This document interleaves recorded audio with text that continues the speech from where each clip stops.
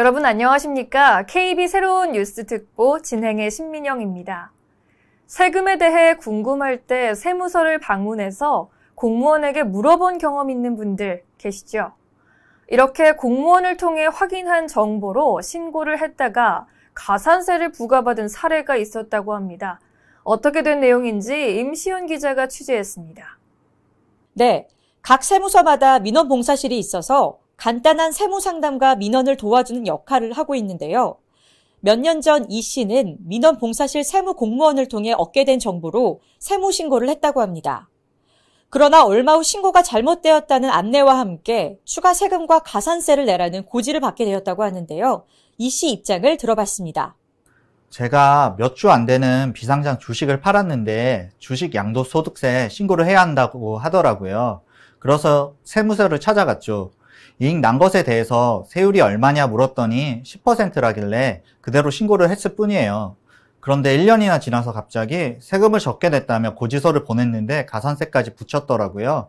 아니, 처음부터 세율이 20%라고 말해줬으면 그렇게 신고를 했을 거고, 그러면 가산세도 안 냈을 거 아닙니까? 세무 공무원이 잘못 알려줬을 거라고 생각이나 했겠냐고요. 아무리 생각해도 제가 잘못한 게 없는 것 같아서 가산세는 못 내겠다고 심판 소송을 했습니다. 그런데 졌습니다. 이게 말이나 됩니까? 이 씨는 2015년 심판 소송을 제기하였으나 패소하면서 결국 가산세까지 물게 되었다며 억울해하고 있는데요. 그러나 세무 공무원에게 받은 구두 답변은 정식 지르 회신이 아니었기 때문에 행정 효력이 없어서 패소했던 것으로 보입니다. 이상 임시연 기자였습니다. 네, 잘 들었습니다. 세무 공무원을 통해서 세율을 확인하고 그대로 납부했음에도 책임은 납세자의 몫이다.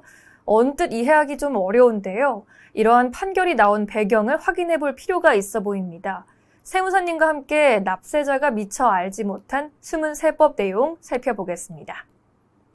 네, 본 심판례는 2015년에 있었던 납세자 패소 판결이 있었던 사례입니다.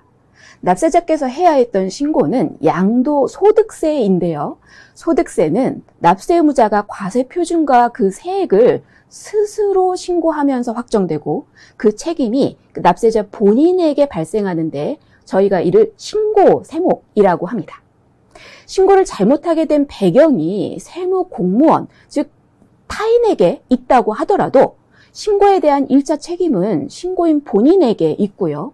아무리 억울해도 세금을 직접 전가할 수는 없고 원인 제공자를 상대로 손해배상 청구 소송을 통해 금전적으로 보상을 받는 것을 생각해 볼 수가 있습니다.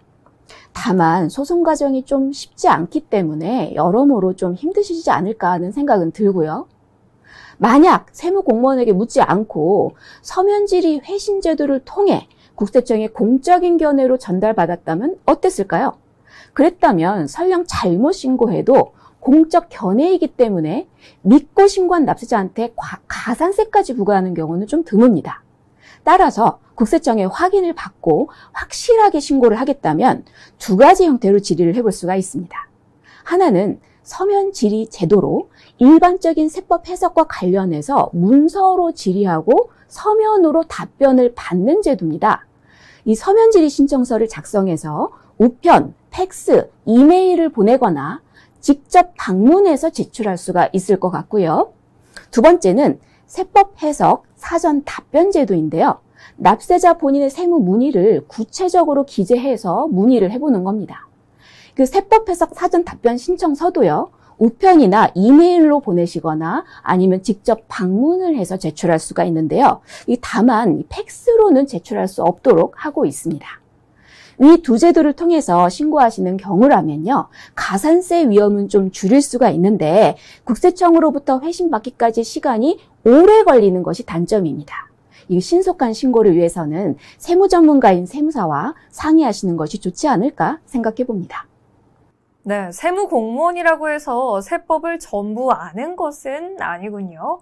만약 세법이 궁금하면 서면 질의와 같은 제도를 활용하는 것이 좋다는 점, 그리고 세무 전문가에게 확인하는 것이 좋다는 말씀까지 잘 들었습니다. 오늘 새로운 뉴스 특보는 여기까지입니다. 지금까지 신민영이었습니다. 시청해주신 여러분 고맙습니다.